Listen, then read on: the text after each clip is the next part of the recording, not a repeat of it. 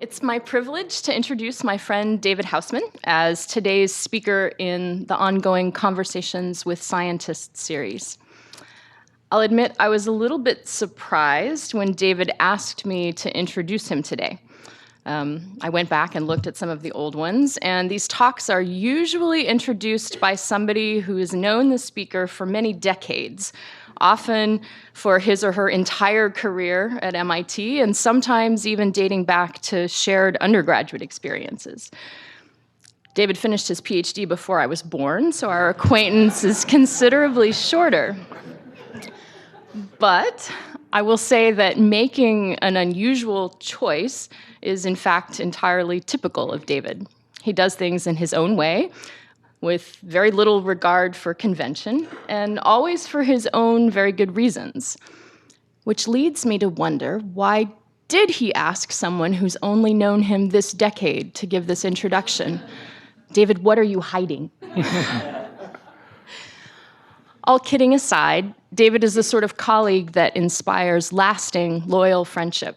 And as evidence for this assertion, when I contacted a number of senior MIT colleagues who collectively have known David for more than 200 person years, not one of them would give me an embarrassing tale to tell you about David this morning. Instead, they told me what a wonderful colleague he is, what a terrific contributor to the community in our department, what a dedicated teacher, as if any of this would preclude his having done something amusing in the last 45 years at MIT. Then in the 11th hour, Harvey answered my plea. I guess no matter how successful you become, you can always count on your PI to embarrass you. Now, David should look worried, but by the time Harvey called me, I had already decided to give a very gentle and loving introduction. And so all that I will tell you about what Harvey said to me is this: when you have a chance, ask David, whatever became of the goat? Oh. The goat, of course. No, you have to let me have my 2 minutes. Okay. Okay.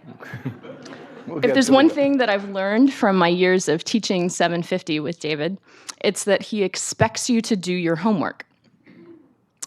He has very high expectations of his students, and I include myself among that group. And so he thinks too much of us to spoon-feed us useful information, although the night before I taught my first class with David, he sent me about 200 pages of background reading on phage. In contrast, last night he did not send me any helpful background reading, like a CV or a bio. And so any inaccuracies or glaring omissions in the brief history of David that I'm going to give are entirely the fault of Wikipedia. David was born somewhere in the late 1940s or possibly the early 1950s. He tells hilarious stories that feature Brooklyn characters, and so I infer he may have spent some formative years there. What are you talking about? Before making his way to Brandeis, where he earned his bachelor's in 1966 and his PhD in 1971. Now, somehow before finishing his PhD studies at Brandeis, he was already working here in Harvey's lab, and that story sounds complicated, so I won't touch it, but he may touch on it. After a very short stint in Canada working at the Ontario Cancer Centre, he then returned to MIT to start his lab at the newly formed Cancer Centre here in 1975. Now, I'm not going to try to summarize David's long and already very distinguished career. I would take up his whole hour, and I wouldn't do it justice. He has published nearly 400 papers in his quest to understand the genetic basis for human disease. I'm a little bit fuzzy about the exact paper count because for some reason, sometimes David includes his middle initial on papers and sometimes he doesn't. I spent a good 5 minutes trying to figure out rhyme or reason for this, like are papers published in months ending in R, published with the E, or is it determined by the number of authors, even or odd? Okay. I'll just close on a personal note. Although I have known David for a mere 7 years, those have been very important years for me, and David has made a lasting impression. He is one of the warmest, most generous, and least pretentious scientists that I have ever met. It has been a great pleasure teaching with him and learning from him. And without further ado, I give you David.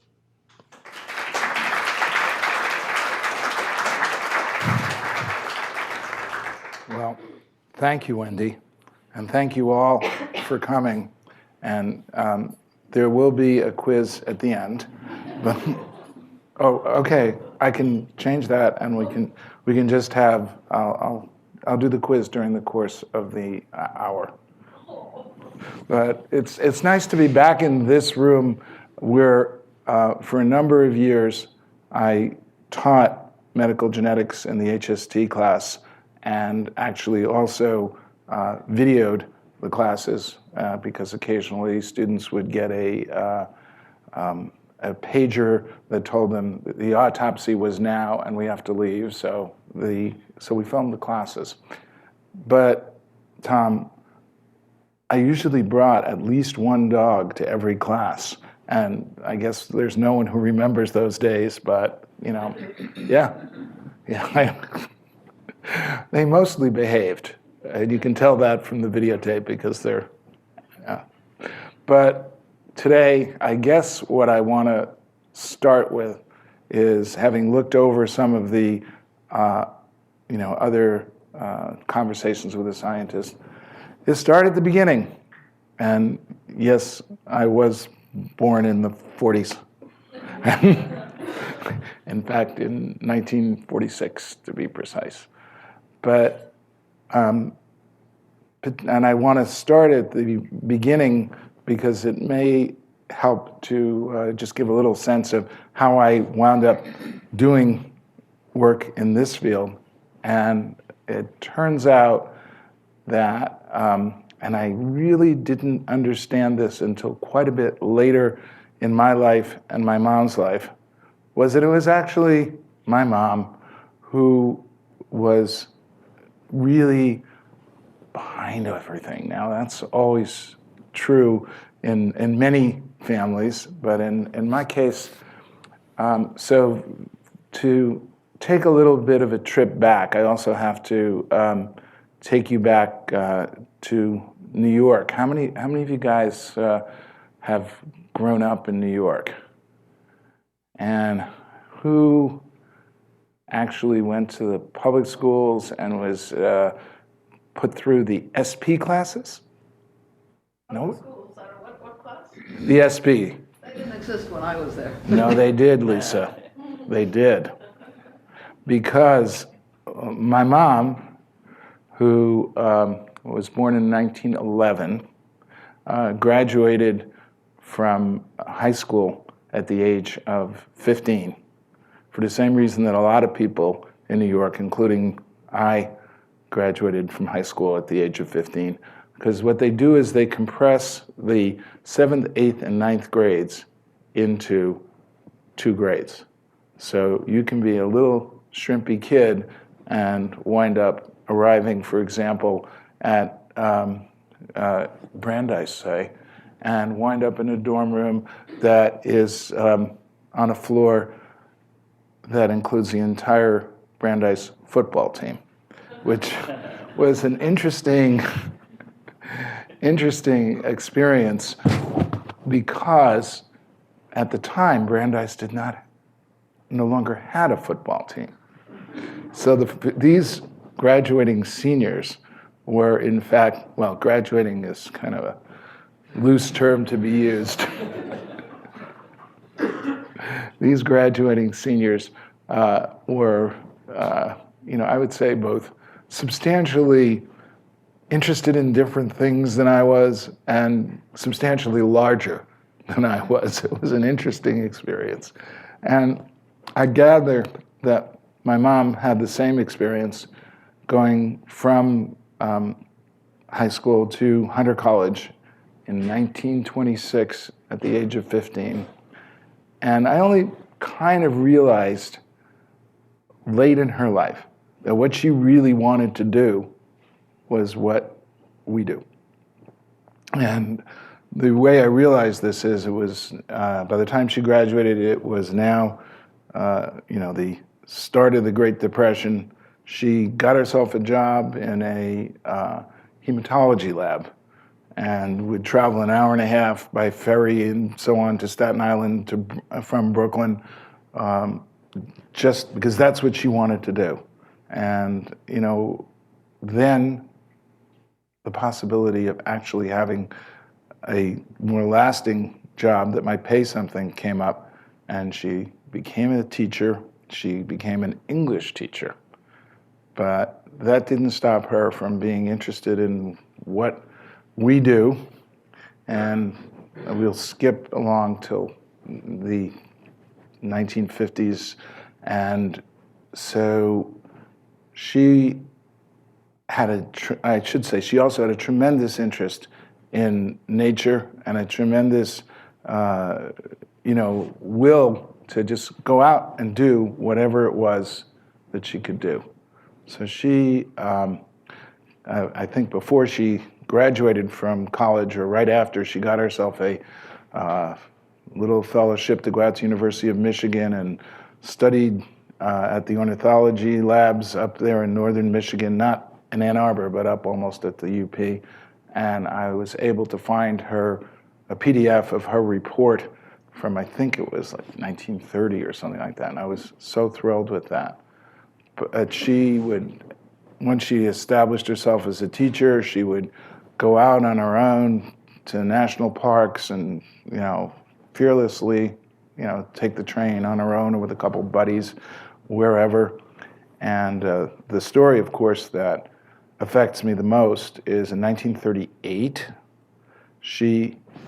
school year ends, and she alone took a boat from New York to France and then took a train across to Germany on her way to Russia, to Riga in Latvia, where her family comes from, changing trains in Berlin at the time. And again, late in life, I learned this story.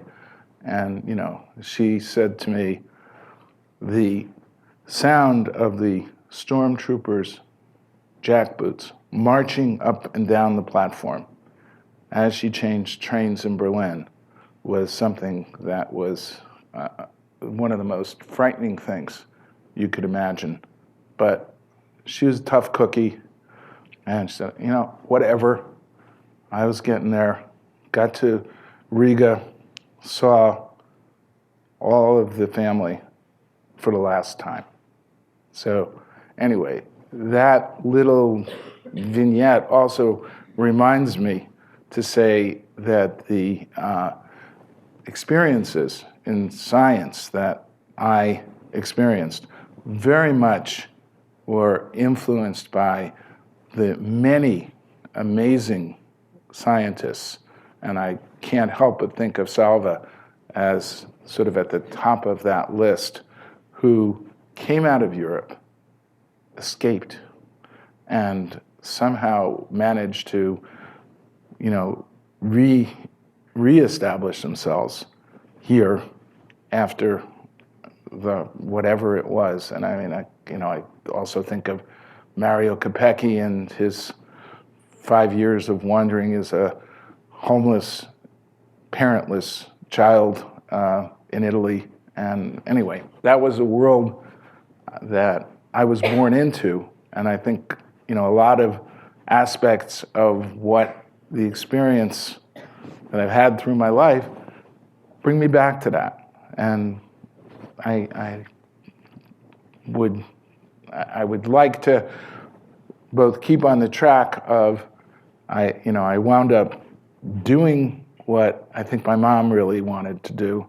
And she dragged me off when I was 7 or 8 to Brooklyn Children's Museum so that I could take a course in microscopy, which actually stood me in good stead because almost all the time that I can think of over my entire life in science, I've been looking down at the scope, and I've been, it's been different stuff, over the years, and I'll get to that, I guess, depending on how, if I ever get out of my fourth year. And I guess the other thing was that my mom, also continuing education for teachers, she went to a science course at Columbia.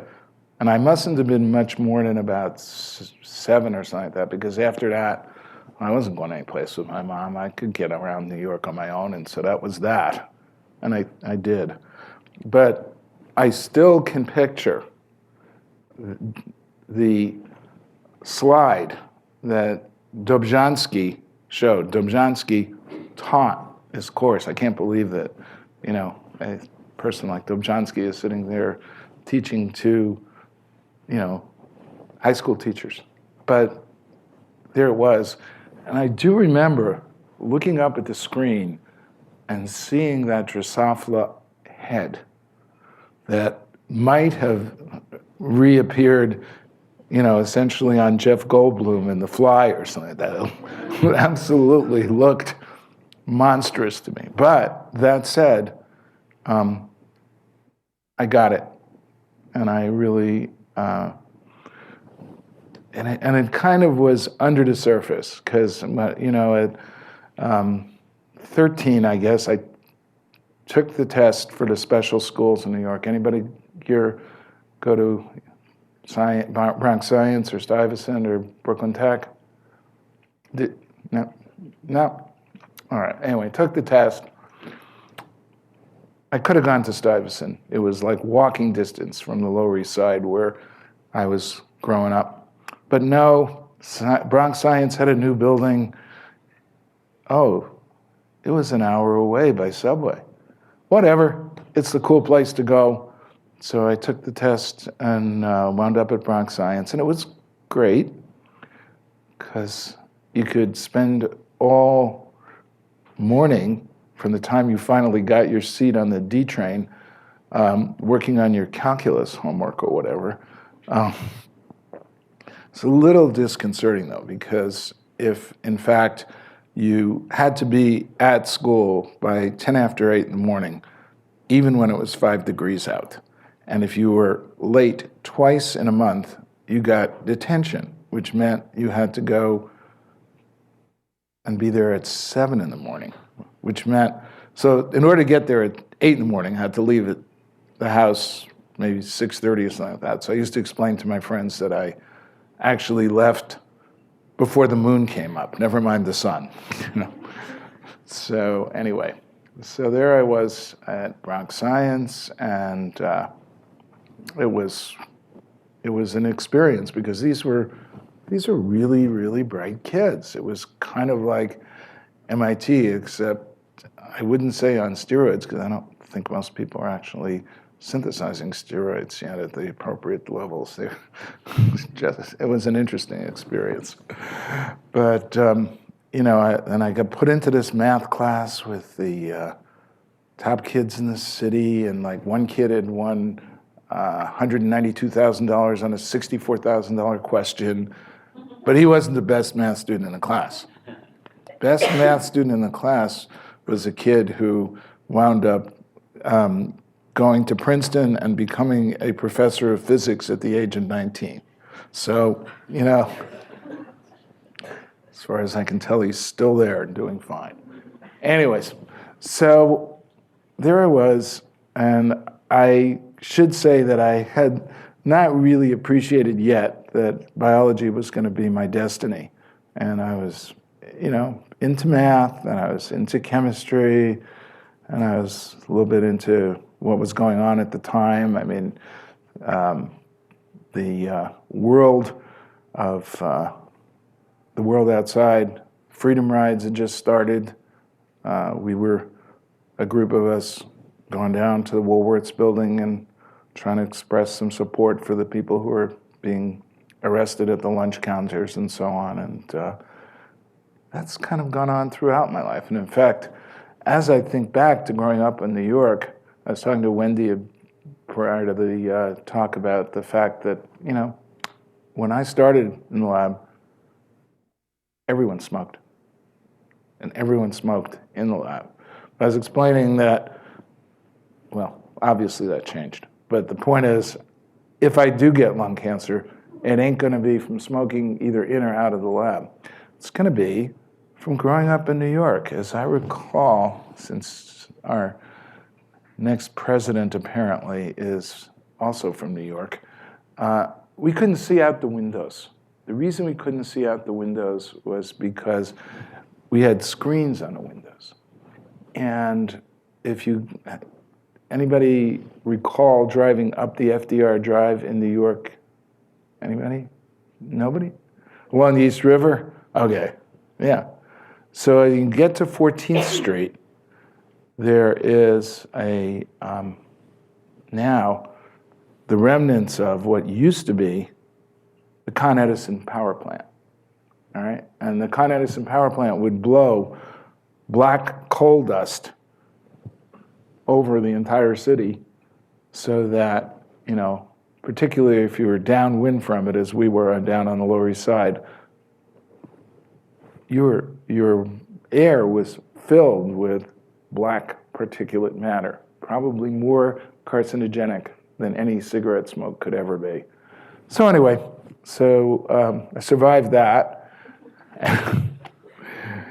And I guess, bless you, Wendy. And I guess at that point, I graduated high school and it was time to go to college. My parents had both gone to city colleges in New York, which were free. And, my mom's family was poor enough, so there were times when she had to borrow a nickel from her friends to get home on the subway. And I haven't talked about my dad, but I might when we get back to math or something like that. But because he was a total math geek, he was, math teacher, loved, and he would walk over to NYU and take math courses at the Quran Institute, which is kind of one of the top math places, for fun.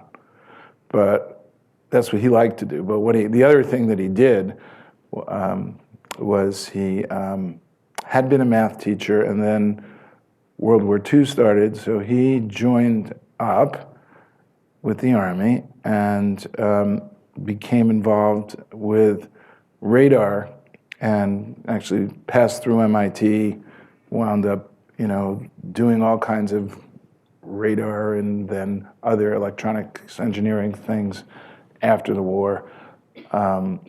He claims, we won't go there, but it's okay.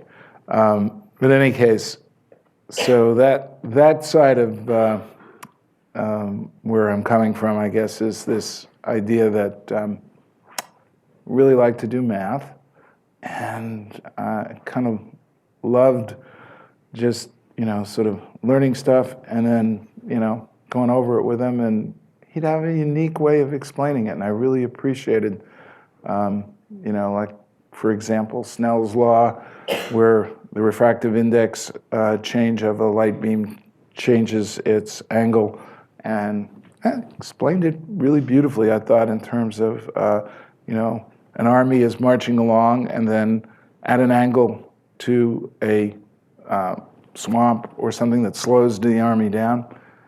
The part of the army that meets it first is going to be turned because it's going slower than the part of the army that doesn't. And then the rest of the army catches up, but the entire army is now marching at a slower speed in the direction that's at an angle from the one that is the original direction. And the extent of that change is going to be the difference in the rate of change. The speed of the army. Anyway, I will get to the more present stuff shortly, and I've got Harvey and Tom here in the front row to get to maybe what was sort of my first sort of scientific papers, really. So this is good. But I want to stop off in any case, though. So I got to Brandeis. I wasn't sure what I wanted to do. And I had forgotten how much, I remember what I would say. My mom loved biology, so I was taking math and chemistry and stuff like that. But I happened to have in the sophomore year a blank space in the program. And it turned out biology, introductory biology, 701 by MIT terms, fit in. I took it. And this was, at the time, really about maybe 10 years after DNA really was hitting. And it was amazing. And I was really amazed by this. But it was an intro course, and I really wanted to now learn more. So the next year, I took, I took 2 chemistry courses. I took organic and PChem, and I think I wound up TAing PChem while I was taking it for some reason. I don't know why, but they needed somebody, and they couldn't find anybody else to do it. And for some reason, at that time in my life, I knew how to do differential equations. Please don't ask me to do one at the end of this session, because I don't think I can do them anymore. But I hear you don't have to. You know, you can just put it in the computer and out it comes. Anyway, so as a junior, I wound up taking a genetics course, which still reflects for me what genetics is, the beauty of genetics and the rationale for why genetics is so central to things. It's taught by a guy named Chan Fulton, who I still have kept up with over the years. But the point is, there were 2 basic texts. We used Sturtevant and Beadle, which is a 1930s text, but beautifully laid out. And then we used classic papers in genetics, starting, of course, with Mendel, but including all the key papers and working out how it actually was done. So again, that fly eye that I saw when Dobzhansky gave the course was now central. And you know, I still, those of you who are taking grad genetics, I still show that fly eye when I'm talking about epigenetics, because I think what Muller published in 1930 is still key to understanding how epigenetics works to the extent that we understand it. So I really wanted to talk about that. Anyway, there we are, getting ready to graduate Brandeis. Well, what am I going to do? You know, like, that's almost, how old was I? Almost 19. And the amazing thing was that actually I was old enough to drive a car and own a car. Well, growing up in New York, again, New Yorkers, I am the only member of my immediate family. My sister doesn't drive, my mother doesn't drive. Of course, that little incident when my uncle was trying to teach her how to drive the old Model T at Cornell and it stalled on the train tracks might have something to do with that. My father never drove, even though he commuted to work in the suburbs sometimes. But I could drive. So, and not only that, but you know, the Brandeis spoke, said, "Oh, you want to stick around here and do a little graduate work for a while, figure out what you want to do? Sure, why not?" And not only that, but they were willing to actually pay me so I could afford the car. So for anybody who's got an NIH stipend, you might remember how much it was in those days, Nancy. Oh, I remember it vividly. $2,400. $200 a month. And and I got an apartment off campus with 3 other students, and it was really scary economically when the landlord raised the rent 10%, from $100 a month to $110 a month, which split 4 ways. Took it up from $25 to $27.50. Wow. For those of you who've experienced Waltham, you may not regard it as a high rent district, but I kind of did. And I thought, if we're gonna do this, maybe better to live someplace where cool stuff was going on.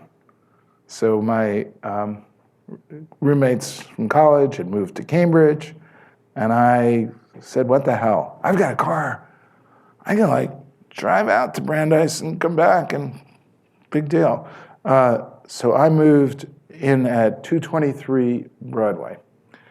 Now, 223 Broadway is just up from the Garment District, if you guys want to visit the Locus Classicus. And it was an interesting place, shall we say. It's, of course, all of Cambridge has upscaled now, but let's just say that in terms of accommodations, the $100 a month Waltham apartment was probably living in the lap of luxury compared to them. All right. Anyway, so here I am, living in Cambridge, but commuting out to Brandeis, and I got to do several rotations. So my first rotation was in the laboratory of Attila Klein, who was a plant biologist. And it was particularly exciting because it was in the sub-basement of the original science building there, which I occasionally refer to for those of you who were taking 750, in the same area where the Model E head was put 2 feet into the cinder blocks but when the piano wire snapped. But luckily they have improved the shielding on the Model E since then, I've been told. But anyways, so, I spent pretty much a 3-month rotation grinding up in the dark with a mortar and pestle in complete darkness, not even far red light, these etiolated bean seedlings, and then we'd shine the light on them. We're looking at induction of transcription, as it turns out. But anyway, RNA was new then, so we weren't really worried about that. Anyway, so I had a great time down there. But then I thought maybe it would be cool to emerge from the darkness to the light. And so my next rotation was in a lab involved in DNA repair. And that actually brings me back to why I'm particularly pleased that Nancy's here, and just a little bit of why I asked you to introduce me, Wendy. And that is that I rotated in a lab. It was run by a Grossman, not Alan. He wasn't maybe quite ready for it then. Larry Grossman. But I spent my entire rotation, and maybe then some, working with a, quote, research associate named Inga Mahler. And Inga was an extraordinary person.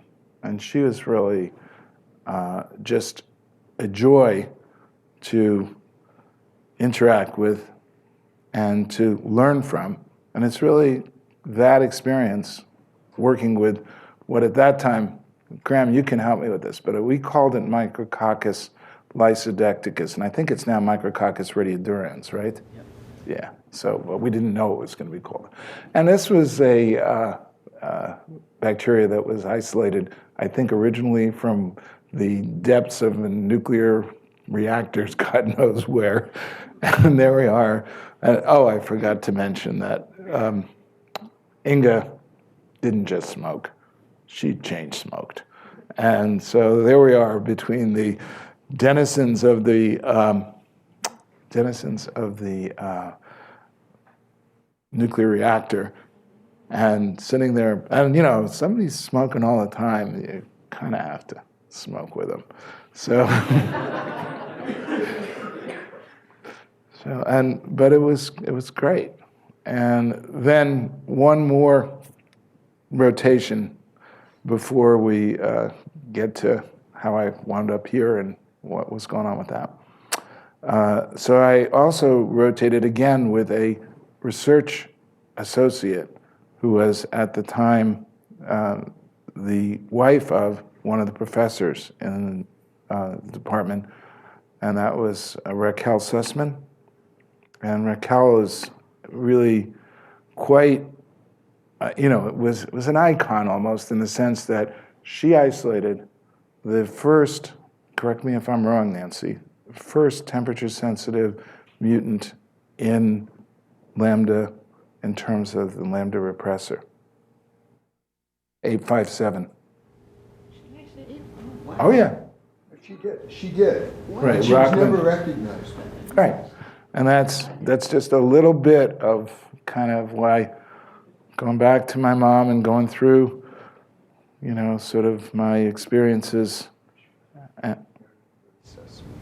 Yeah. Okay. We'll just, that's okay. And again, I am both really gratified at essentially what I think you, Nancy, have done, and collectively what I see has happened in the world of our field, at least in terms of women being able to be as essentially equal to and appropriately valued as they were not when I started in this field. So that's, and I don't, I place these women who I learned from up on that pedestal where, for better or worse, I'm going to place my mom and, wish that she could have joined you guys in the modern day. But anyway, how I wound up here starts off in Illinois. Okay, I'm trying. So it turns out that pretty sure, originally from New York, Saul Spiegelman, right? Certainly had a scientist from New York named Saul Spiegelman had moved to Illinois and had really set up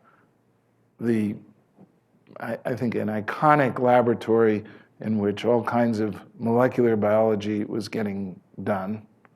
And one of the things that was being done at that point was to figure out better ways to do DNA hybridization. And up until the point of Spiegelman's lab, DNA hybridization was done in liquid. It had great value, but it also had some limitations. And Spiegelman had a student whose name was David Gillespie, who had originally, I think, worked at Cold Spring Harbor before going out to Gillespie's lab. And what he had done for his thesis was to figure out how to affix DNA to filters and then hybridize DNA to filters. And this turned out to be a very important change in the way this work was done. But then he decided, heck with the postdoc, I'm just going to go get a faculty position. And he got a faculty position at Brandeis while I was a student just finishing my rotations. And we had a new building, which I'll come back to in a minute. So there was Gillespie, who, by the way, was about 4'11", but an excellent athlete and really very, very coordinated guy and so on. And so rumors started to fly around Brandeis that, oh, Gillespie has hired an undergraduate to set up his laboratory. And then it turned out, of course, when the desk clears and his lab is set up, it's Gillespie who's the undergraduate. All right. So Gillespie's, a little ambitious guy. And he decided what he wanted to do was to understand molecular biology, which reasonable thing to do. And so taking a page from Raquel Sussman's C1857 mutant, said, oh, what I think I'd like to do in my new lab is I would like to isolate temperature-sensitive mutations in E. coli, and then figure out which macromolecular process was being affected by these individual mutations, and then figure out what's going on for, DNA synthesis, RNA synthesis, protein synthesis, membrane synthesis. And there were actually 4 of us who were in that graduate school class who thought, oh, this would be fun. And so we all migrated to Gillespie's lab, and each of us was given a macromolecular process. So Al Jacobson, who some of you know, got RNA synthesis and is still doing it. Of course, I went to high school with Al, and when he was in high school, he actually mostly worked under cars, but that's something that he wants well hidden. And then David Patterson, who eventually wound up being head of the Eleanor Roosevelt Cancer Institute out in Colorado, got membrane synthesis, and that kind of eliminated him from talking to any of us, because that meant what he had to do to chromatograph his membranes was to go into the cold room and do various types of chromatography. And I think the thing we all learned, and certainly was relevant to my later life, is that it turns out your brain's got a lot of membranes in it. And it turns out when the air that you breathe has a lot of membrane solvents in it, you get a headache. So Patterson was kind of stuck alone in the cold room with his membrane solvents. And then another guy, Dana Boyd, wound up with DNA synthesis and spent the rest of his scientific life pretty much on that. And I wound up with RNA synthesis. Well, this couldn't have been too many years after Nirenberg and Mathai and PolyU, but it was after the ability to use RNA phage, name your particular name for it, M13, R17, whatever, and get actual, not just PolyU synthesis, but actual, real initiation and real membrane protein synthesis, real protein synthesis. So I took out the books, set it up in the lab. PolyU directed polyphenylalanine synthesis worked great. No mRNA directed synthesis worked at all. And I worked on this. And of course, when it doesn't work, you think it's you. And I did think it was me. We'll come back to exactly what it is in a minute, but that's how I wound up here. Because one of my roommates at 223 Broadway was a graduate student in this department. And as I was complaining that PolyU works, but the initiation of M13 doesn't, he said, oh, you should obviously come talk to this new faculty member at MIT who's come over from the MRC in England and, was over at, he was at Rockefeller with Norton Zinder before that. And he's been doing this for years, and I should be able to figure out how to do it. And so I came and I talked to Harvey. And, I will get to where the goat, I may not get to where the goat came from. I'll get the goat in, don't worry. We'll get to the goat. And, basically, Harvey was really generous and not able to solve the problem immediately. So I really don't know why it's not working for you. But, if you come around and, spend a little time in the lab, we can certainly figure out what we can figure out, and maybe we can actually have you have a reaction that'll work. And, maybe there's some other things we could do with it once we get that going. Is that a fair description of that, Harvey? Yes. Okay. And it took 3 years before Brandeis realized you were missing. Harvey, I don't think they ever realized I was missing. No, actually, we'll come back to my being missing at Brandeis. Because, in fact, under Harvey's tutelage, my extract did work. Now, one thing that you need to know in case you yourself have to make E. coli extracts that initiate protein synthesis is, again, it's back to the cold room, but thank God not in the pitch black, but in the light.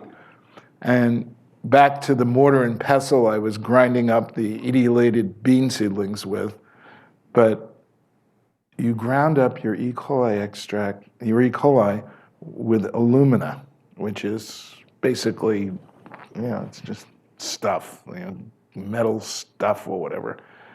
And I don't actually know what alumina is, Harvey. Yeah, okay, great.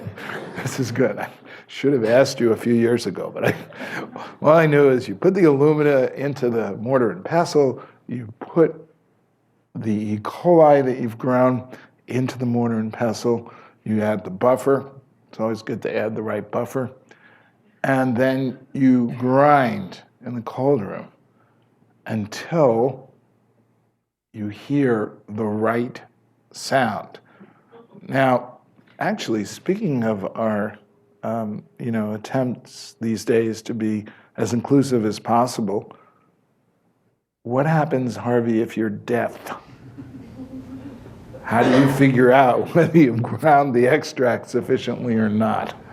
There's no, okay, because I've dealt a lot with the issues of blindness, particularly with my friends with retinoblastoma, but I haven't really thought about how you figure it out. Anyway, Harvey taught me, and it worked. And also, the reason they might not have figured out that I was gone was that I figured out why it didn't work at Brandeis. So Brandeis had just gotten a new biology building, which, by the way, is so long ago that I think it has now been torn down. But that being said, they had placed on the roof of the building a glass still, so you could more efficiently get glass distilled water in your lab than you could if you had to set up your own individual glass still. And then unfortunately, they forgot about the fact that the piping to the tap in the lab was in glass. And when I finally got to do the crossover control experiment that I subsequently taught in Project Lab for decades, why doesn't my PCR work? Well, let's try each of your reagents and figure out what's going on. It was the water. Harvey had a milliQ type device in the lab that would deionize the water. There's a little light on it that would be on if the amount of metal in the water was too great, was not, was sufficient, and everything worked after that. And so, we started to find other things that were interesting to do and hang out in the lab and talk a bunch. And it was a joint lab at that time with Baltimore. And so we'd talk about all kinds of stuff. And among other things, we talk about initiation of protein synthesis in eukaryotes, because basically David's lab, Baltimore's lab, was into eukaryotic biology. Well, the problem was nobody could figure out exactly how this was working. And there were all kinds of theories. But then one day on a foray out to Brandeis, I don't know exactly why I was there, but a yeast geneticist named Fred Sherman from the University of Rochester gave a talk. And in this talk, Fred talked about the long and short mutants of cytochrome C that his lab had isolated. And what his lab had found was that some of the time these mutants would initiate with the amino acid methionine, and some of the time they would not.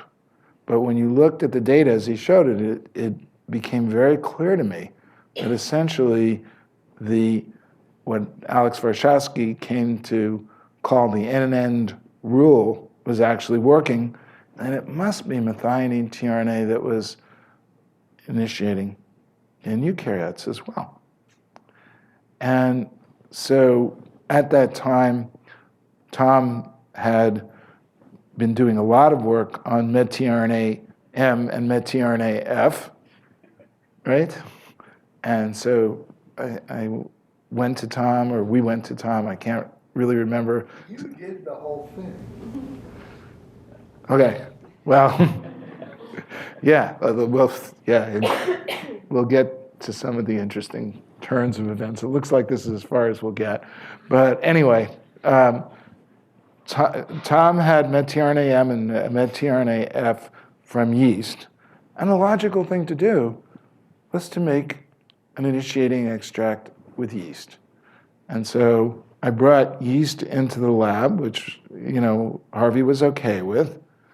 Manny, on the other hand, remember Manny Goldman? Do you remember? So the guy working, the grad student at the next bench, he was an interesting guy. I don't have time to go into it, but the bottom line is he preferred the smell of my yeast to his E. coli. So what he would do is he would ask me for enough of my culture to fill a scintillation vial, and then as he worked in the lab, he would he would open the vial and sniff it. And God knows these were the days when people were sniffing all kinds of other stuff. I could get into a whole other story about this. But the bottom line was that Manny was very happy that I brought yeast to the lab. But I was not as happy because my yeast extracts didn't initiate. And we really weren't sure why. It, I think, took a long period of time after that before we really figured out why. And I don't want to go into this, but it is, just what was happening at the time. But then, it turns out I wound up at the Xerox machine. I don't know if anybody of you guys know what that is, but apparently the Xerox is going to be changing its name, so I'll have to change the name of whatever it was. And there was a grad student from the 7th floor, Corrado Baglioni's lab, Marcelo Jacobs Lorena, a Brazilian guy, who was working on hemoglobin. And we're sitting there, we're standing by the Xerox machine, Xeroxing our papers, and I was telling Marcelo my tale of woe. And he said, you should try the tRNAs in my retic system, because I know it initiates, because I can label the amino terminal peptide. So we did. And it worked. And, the paper that came out of it, I think, we could go into detail on, but we won't, because I think we got to get to the goat. Okay? So. You should mention it was in Nature, and it got a lot of publicity. Yeah. All right. I'm glad you did, Harvey, but. It was the last letter of the genetic code. Yeah. I appreciate that. But the goat. So we were interested in so the problem is that for rabbit, the methionine is the initiating amino acid, but then it's cleaved off. And we thought we'd like to find a situation in which we were able to get a methionine initiating where it isn't cleaved off. And it turns out the amino acid sequence of the goat and sheep, hemoglobin C, which is the hemoglobin that's produced when they're somewhat anemic, is methionine, and therefore we could do things which we were doing with the coli with the goat. So we got a goat. The goat lived over at Harvard Medical School. And the goat had a roommate. And the roommate was a ram, considerably larger. The goat was very cute and small. The ram was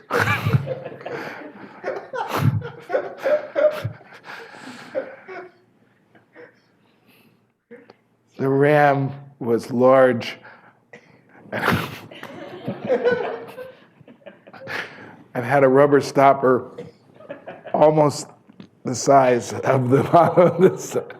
And it was a real introduction to real biology to go over and visit the ram and the goat. I don't think we ever found out exactly what the ram was doing, but apparently it was doing well enough so people would come visit it and pay for it. End of story. The goat, however, we learned some biology, and that is that it turns out smaller animals can be made very anemic and still, do quite well. But it turns out larger animals don't get so anemic, don't get the high reticulocyte count that you can get from a rabbit. And so the goat, despite significant efforts to make it anemic, just wasn't cooperating. Do you want me to tell the story of bleeding the goat? Look, Harvey, if we go to that, then I have to, and I don't have the time for it, end the story with bleeding the duck. And let me just comment that bleeding a goat is easier than bleeding a duck, because goats, as far as I know, don't have wings. If you want to tell a story, it's your show, man. But No, you keep going. But I wanted to tell the story of the goat's actual the rest of its life. All right, so remember Manny. Okay, So Manny actually lived out in Sudbury, not very far from the site where Babe Ruth supposedly would spend his time when he wasn't on the ball field, when he was with the Boston Red Sox. And he was, in the country, near a farm. And when it became clear that the goat really couldn't be justified on an NIH budget, Manny volunteered to have the goat join him in the country. It's true. And we're running over, and I'm sorry, but I do feel I should finish this story at least. So I loaded the goat into the back seat of the new, now somewhat older car that you recall I acquired when I got my NIH stipend, and drove it out Route 9 towards Sudbury.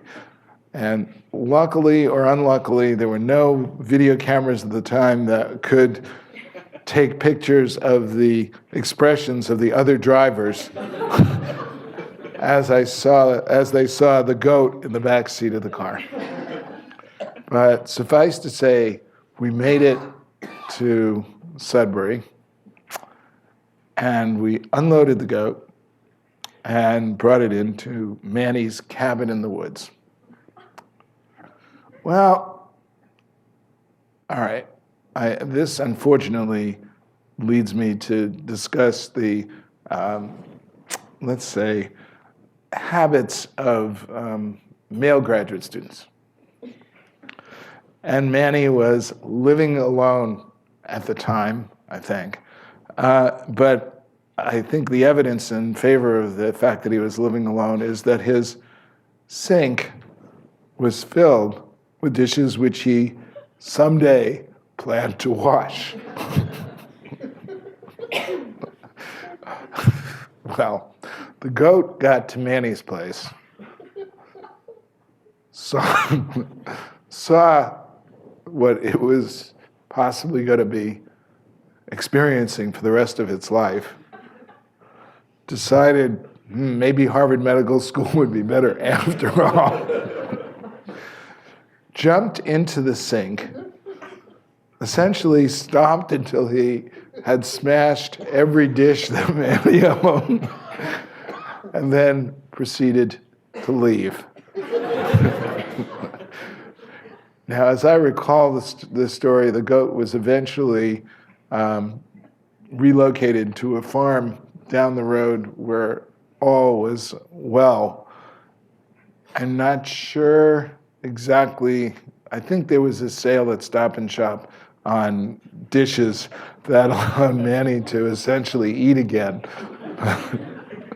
But that was that. So I'm sorry that I took so long, because I was hoping to get to all kinds of other things that I didn't get to, like how I got into work on human disease and stuff like that. But another time, I appreciate your listening and staying here for the whole time. So that's it.